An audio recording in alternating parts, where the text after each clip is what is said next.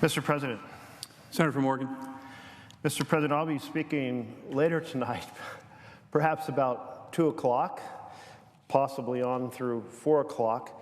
But I wanted to take a few moments now and share some of the letter that was discussed earlier and share it in a fashion that is appropriate under our rules. And I'd like to thank very much my colleague from New Jersey for yielding a few minutes in order to do so. I think it's important for us to understand the context of what this letter was all about. This letter was a statement of Coretta Scott King, and it was dated Thursday, March 13th, 1986. And she noted that, and I quote now, "My long-standing commitment, which I shared with my husband, Martin," of course that's Martin Luther King, "to protect and enhance the rights of Black Americans, rights which include equal access to the democratic process, compels me to testify today."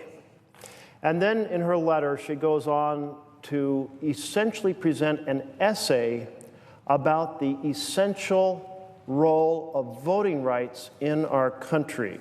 And so I'll continue to read in that regard. She says, "The Voting Rights Act was," joined Martin and many others during the Selma to Montgomery March for Voting Rights in 1965. Martin was particularly impressed by the determination to get the franchise of blacks in Selma and neighboring Perry County.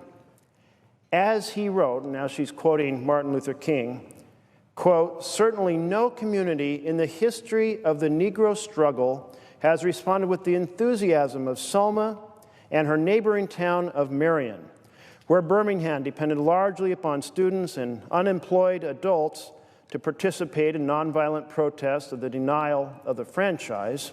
Selma has involved fully 10% of the Negro population in active demonstrations, and at least half the Negro population of Marion was arrested on one day." That was the end of the quote from her husband.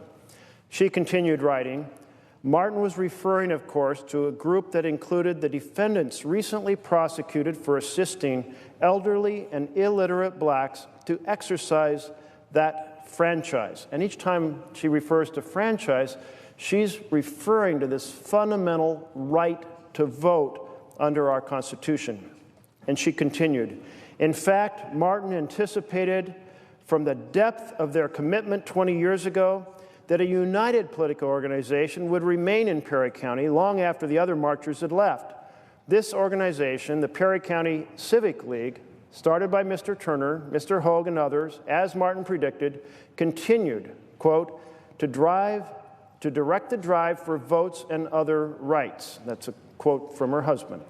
And then she continued in this letter. She says, "In the years since the Voting Rights Act was passed, Black Americans in Marion, Selma, and elsewhere have made important strides in their struggle to participate actively in the electoral process. The number of blacks registered to vote in key southern states has doubled," she said, "since 1965. This would not have been possible without the Voting Rights Act." She continues in her essay. She says, "However, blacks still fall far short of having equal participation in the electoral process, particularly in the South. Efforts continue to be made to deny blacks access to the polls, even where blacks constitute the majority of the voters. It has been a long uphill struggle to keep alive the vital legislation that protects the most fundamental right to vote. A person who has exhibited hostility to the enforcement of these laws, and thus to the exercise of those rights by black people, should not be elevated to the federal bench." She continues in her letter to note that 20 years ago, when we marched from Selma to Montgomery, the fear of voting was real, as the broken bones and bloody heads in Selma and Marion bore witness. As my husband wrote at the time, quote, "It was not just a sick imagination that conjured up the vision of a public official sworn to uphold the law, who forced an inhuman march upon hundreds of Negro children, who ordered the Reverend James Bevel to be chained to a sickbed, who clubbed a Negro woman registrant, who callously inflicted repeated brutalities and indignities upon nonviolent Negroes peacefully petitioning for their constitutional right to vote." Now, this is what he's referring to, what Martin Luther King is referring to, was to specific actions of sheriffs in the South who were representing the law. And then she continued, Coretta Scott King continued, "Free exercise of voting rights is so fundamental to American democracy that we cannot tolerate any form of infringement of those rights. Of all the groups who have been disenfranchised in our nation's history, none has struggled longer or suffered more in the attempt to win the vote than black citizens. No group has had access to the ballot box denied so persistently and intently." And she continued, "Over the past century, a broad array of schemes have been used in attempts to block the black vote. The range of techniques developed with the purpose of repressing black voting rights run the gamut from the straightforward application of brutality against black citizens who tried to vote to such legalized frauds as the grandfather clause, exclusions, and rigged literacy tests." Now, she proceeds to note that other techniques were used to intimidate black voters. And that included investigations into the absentee voting process. And this concerned her a great deal. And she notes that whites have been using the absentee process to their advantage for years without incident. Then, when blacks, realizing its strength, began to use it with success, criminal investigations were begun. And then she proceeds to address that there were occasions where individuals with legal authority chose to initiate cases specifically against African Americans while ignoring allegations of similar behavior by whites, choosing instead to chill, and now I'm quoting again, choosing instead to chill the exercise of the franchise by blacks through misguided investigation. Let me continue later in the letter, and she addresses her concern over a prosecution illegally withholding from the defense critical statements made by witnesses, and that witnesses who did testify were pressured and intimidated into submitting the, quote, correct, unquote, testimony, that is, incorrect testimony. Many elderly blacks were visited multiple times by the FBI, who then hauled them over 180 miles by bus to a grand jury in Mobile, where they could more easily have testified at a grand jury 20 miles away in Selma. These voters and others have announced they are now never going to vote again. And she obviously is addressing issue after issue that affected the black franchise, the franchise of African Americans, the ability to vote. And then she returns to her essay about how important this is. The exercise of the franchise is an essential means by which our citizens ensure that those who are governing will be responsible.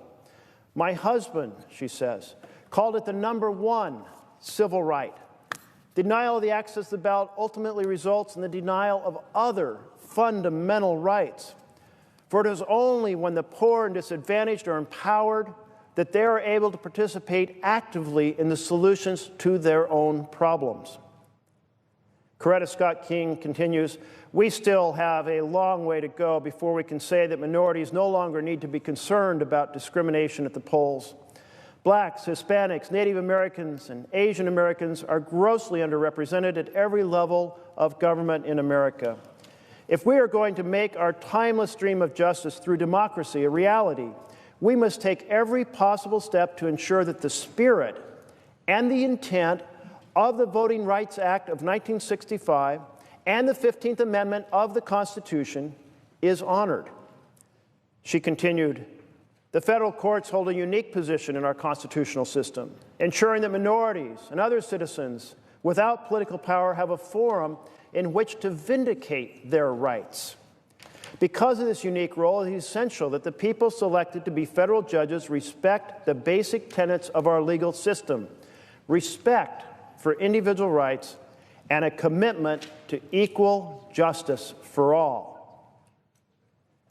And then she goes on to say, the integrity of the courts, and thus the rights they protect, can only be maintained if citizens feel confident that those selected as judges will be able to judge with fairness others holding different views. And she concludes her letter, having examined a number of incidents in the historical record, with this conclusion, and I quote, I do not believe Jefferson Sessions possesses the requisite judgment, competence, and sensitivity to the rights guaranteed by the federal civil rights laws is the context of her letter, that voting rights matter a tremendous amount. And I applaud my colleague's efforts to make this point, my colleague from Massachusetts' effort to make this point and share this essay with the body of the Senate earlier this evening. Would the Senator Thank you for a question? The Senator would. May I ask the Senator through the chair if the letter from which he just read has a date? The answer is that it does have a date, and that is Thursday, March 13th, 1986. 1986.